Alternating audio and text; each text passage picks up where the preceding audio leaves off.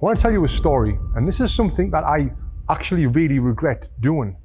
And it was when I was 17 years old and I just won the European Championships. I got hit really hard for my age with both hands. During my training session, the head coach of that gym came up to me and said, "Tony, I'm going to have you sparring with Chris today, and I want you to give him it, really batter him, because he sparred with my son last week and he got the better of him. So I want you to really give him it in sparring." So 17-year-old me was like really put off. I'd never heard a coach tell me that before. And I was like, okay. So I did what the coach told me to do. I went in the ring and I sparred with this lad who was lighter than me, and I absolutely give him it big time. And the sparring got stopped and he had wobbly legs and he had to get out the ring. And I really felt sorry for this lad. He wasn't as big as me. He didn't have the experience that I had. And here I was really going hard on him because the coach had some personal experience with him that he didn't like, and he used me to really hurt this kid. Now that right there, my friend, is one red flag that happens in boxing gyms. And on this video, I'm going to give you a bunch of different red flags that if you're looking to start a gym, maybe change gym, or even get into boxing, these are some things that I want you to be aware of that might make you think this gym is definitely not for me. And then also at the end of this video, I'm going to debunk a massive myth in boxing about good boxing coaches that will probably surprise you. But first, I want to start talking about the red flags. I'm going to start with some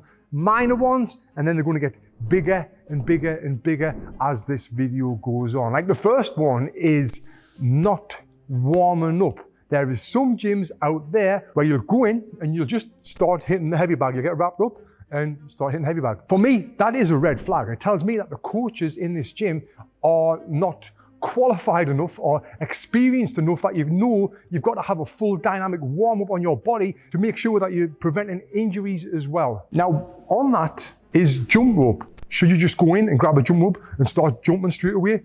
No, you shouldn't. Would I class that as a red flag for a gym? No, I wouldn't, because this is what gyms have done for years. Even though I don't agree with it, I don't think you should go in the gym, grab the jump rope and just start going. You should definitely do your warm-up first. That's not a red flag. Just know that you should warm up before you do a jump rope. But the other one definitely is. Now the next red flag is if you go to the gym and they give you some gloves and you can feel that there's no padding in the gloves. Or maybe the gloves is wet inside because someone else has wore them gloves before you. Or maybe they're absolutely stinking. This tells me that this gym doesn't really care about the hygiene. Now, that being said, gloves are getting stinky. You should always have your own boxing gloves, because if multiple people are wearing a pair of boxing gloves, they will smell. The only way you can get rid of that smell is by having glove deodorizers in them, which I don't expect gyms to have. So I guess smelling is not a massive red flag, but if they've got no padding in them gloves and they're giving you them, or if the gloves are wet from the previous session, and then I'm afraid to say it's a bit of a red flag that you should be wary of.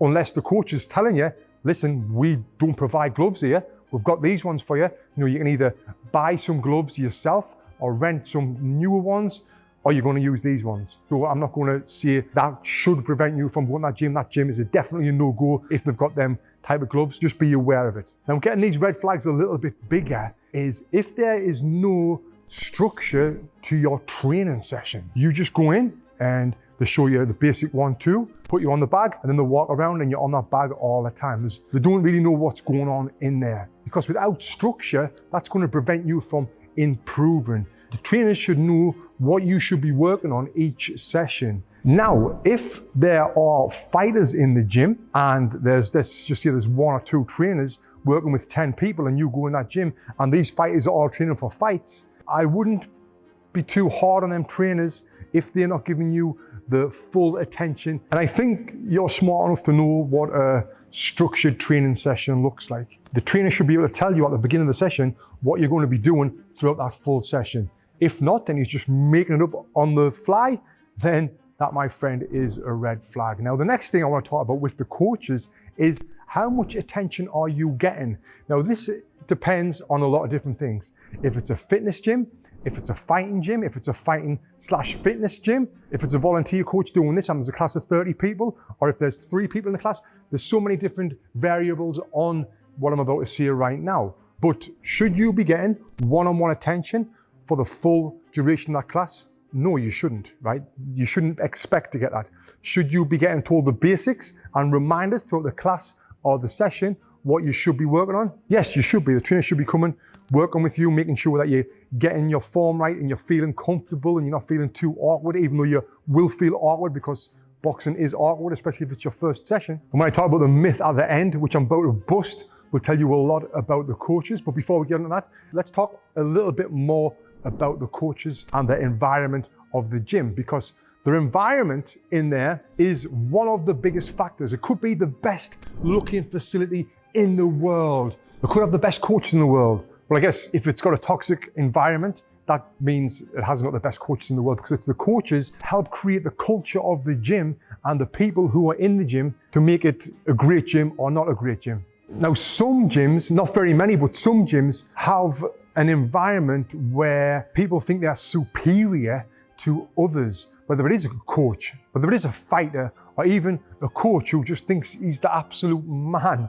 And when you've got gyms like this and there's a bit of a bullying or an intimidation factor to a gym, this is kind of what causes that toxic environment that we don't want. If there's cliques in a gym where you've got like a group of people over there and a group of people over there, and they're not really talking to each other, but they're talking about each other, again, that's a toxic environment that you will learn about pretty soon if you go to a gym.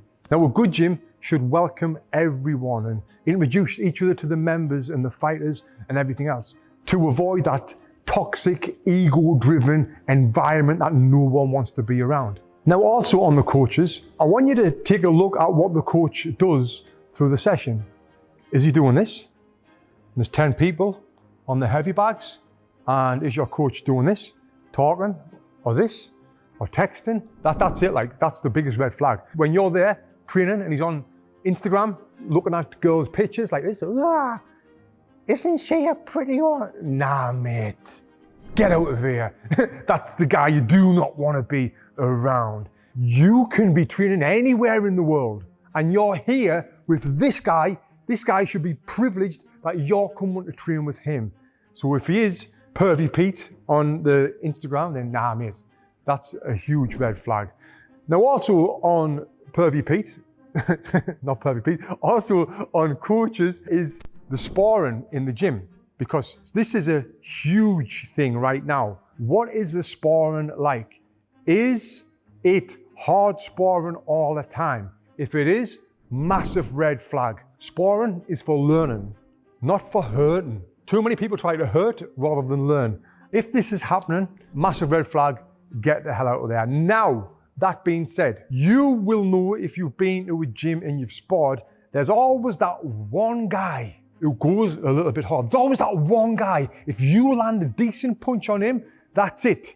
Now you've got to be really scared for the rest of the round, because he's going to try and knock you out. Now, I wouldn't let that one guy put you off being in that gym unless the coach is not really telling them and saying, listen, you need to calm down, stop doing that. The coach should be telling that guy, stop sparring like that, or you're finished and you're getting out of the gym. You will know the person who I'm talking about. So is it a red flag having that one guy in the gym? Oh, I'm not going to say it is, because they're so common.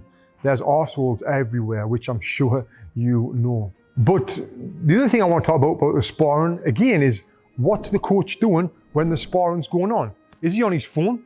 Well, if he is, the only reason he should be on his phone is because he's got the boxing timer on there where he's timing the rounds. He should not be taking his eyes off what's happening in the ring when the sparring session's going on. That is dangerous, and that is a major red flag.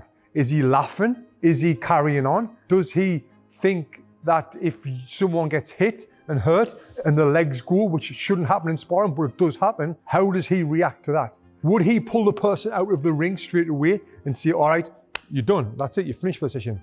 If so, good, you should do that. If someone is getting beat up in the sparring session, is he telling the sparring partner, oi, slow down, stop? No, stop, take your time, take it easy.